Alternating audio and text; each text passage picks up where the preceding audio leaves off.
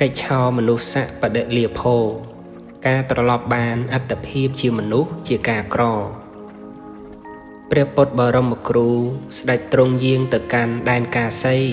ទ្រង់គង់ប្រថាប់ជិតក្រុងពារាណសីនៅក្រោមដើមជ្រេះធំ7ដើមព្រះអង្គទ្រង់ប្ររពស្ដេចនាគឈ្មោះអេរកប័តក្នុងសាសនាព្រះពុទ្ធកស្សបៈទសពលអេរកប័តនាគរាជនេះជាភិក្ខុកំឡោះមួយអង្គ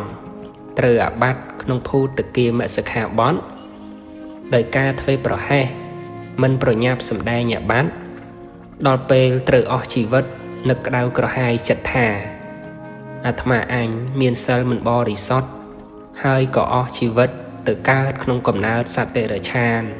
ដែលមិនអាចសម្រេចមគ្គផលបានកើតហើយក្តៅក្រហាយចិត្តទៀត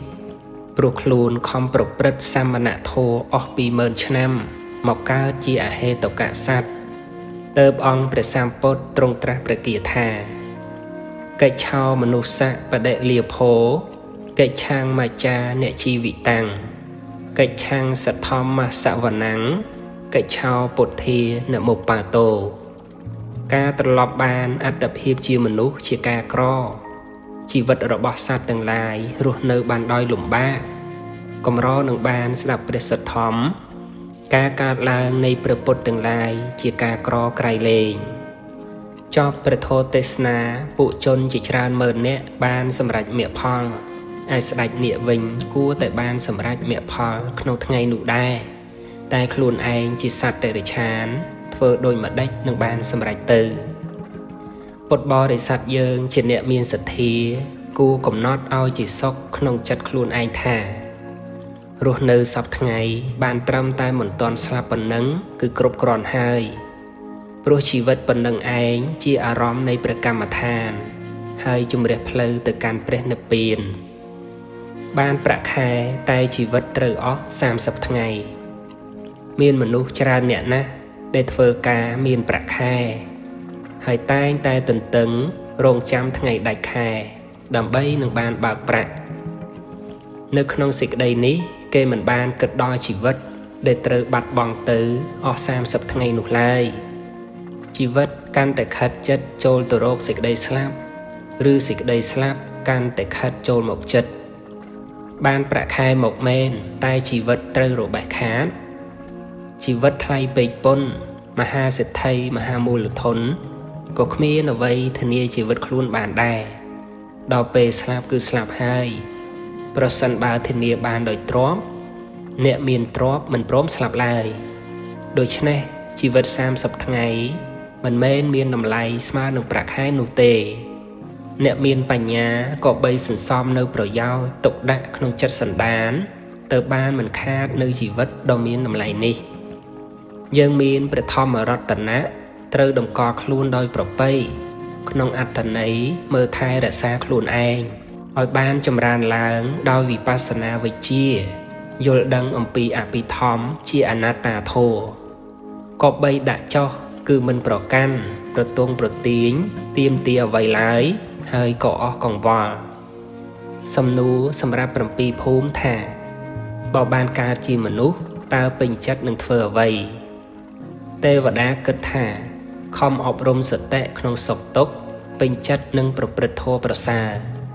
ស្ដេចនាគគិតថាយើងប្រកាសជាបុស្សជាបព្វជិតល្អនឹងបានបំពេញបារមីទៀតភូមិទេវតាគិតថាយើងនឹងធ្វើទានកាន់សិលខ្លួនឯងមិនចាំតែអនុមោទនានោះទេសត្វតិរច្ឆានគិតថាខ្ញុំនឹងខំស្ដាប់ព្រះធម៌ឲ្យយល់កុំឲ្យមកកើតជាសត្វល្ងងខ្លៅទៀតប្រែតគិតថាឲ្យតែបានបាយទឹកខ្ញុំមិនធ្វើបាបព្រោះហេតុនៃអាហារឡើយសត្វនរកគិតថាបើយើងបានរួចអំពីទីនេះទៅកើតជាមនុស្សខ្ញុំនឹងដឹងពាក្យស្មោមដឹងពាក្យអ្នកប្រាជ្ញដល់ព្រមដោយសិល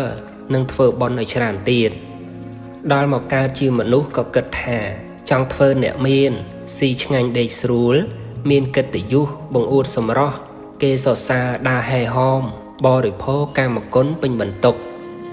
អនិច្ចាសម្បត្តិមនុស្សមានត្រៃសារណគមមានអរិយទ្រព្យ7ប្រការគឺសទ្ធាសិលហិរិអោតបៈ ពាហុសច្ចៈចាគៈនិងបញ្ញាប៉ុន្តែបែរជាមនុស្សមិនបានដឹងនូវគុណតម្លៃដូច្នេះសាធុជនក៏បីភ្ញាក់ខ្លួនឡើងឲ្យបានឃើញនូវរតនៈដ៏មានតម្លៃក្នុងកំណើតនៃមនុស្សយើងនេះការត្រាស់ដឹងនៃព្រះសម្មាសម្ពុទ្ធតាក់ទងនឹងជីវិតសត្វលោកសពថ្ងៃនេះមានព្រះធម៌ព្រះវិន័យព្រះត្រៃបិដកស្ថិតនៅជំនួសព្រះអង្គសត្វលោកដែលប្រមាទចង់ដឹងតែរឿងរបស់មនុស្សមានកិលេសផងគ្នាលើកឡើងដូចនេះដូច្នោះដោយមិនបានយកចិត្តទុកដាក់ជាមួយនឹងព្រះធម្មរតនៈឡើយមិនដឹងថាជីវិតនេះតទៅត្រូវមានទុក្ខទោសយ៉ាងណារីឯទីពឹងពិសេសក៏មិនបានដឹងថាត្រូវតាក់ទងនឹងព្រះតថាគតយ៉ាងដូចម្ដេចដែរ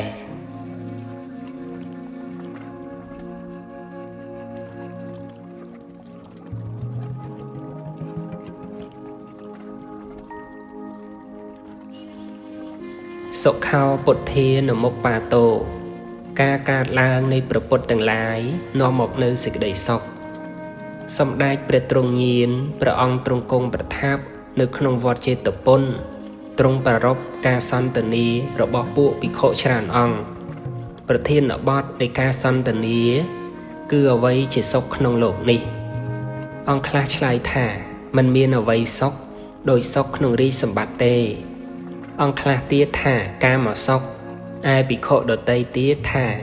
មិនមានអ្វីសុខជាងការបរិភោគបាយស្រូវសាលីជាមួយនឹងសាច់ឡើយព្រះបរមសាស្តាព្រះអង្គទ្រង់យាងមកហើយត្រាស់ថាអ្នកទាំងឡាយពោលអ្វីនឹង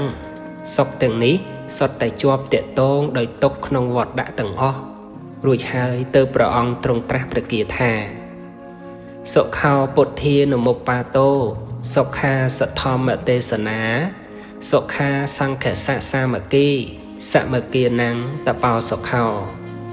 ការកើតឡើងនៃព្រះពុទ្ធទាំងឡាយនាំមកនៅសេចក្តីសុខការសម្ដែងនៅព្រះសទ្ធម្មនាំមកនៅសេចក្តីសុខសេចក្តីព្រមព្រៀងគ្នានៃសង្ឃឬពួកក្រុមនាំមកនៅសេចក្តីសុខសេចក្តីព្យាយាមដុតកិលេសនៃអ្នកព្រមព្រៀងគ្នាទាំងនោះនាំមកនៅសេចក្តីសុខ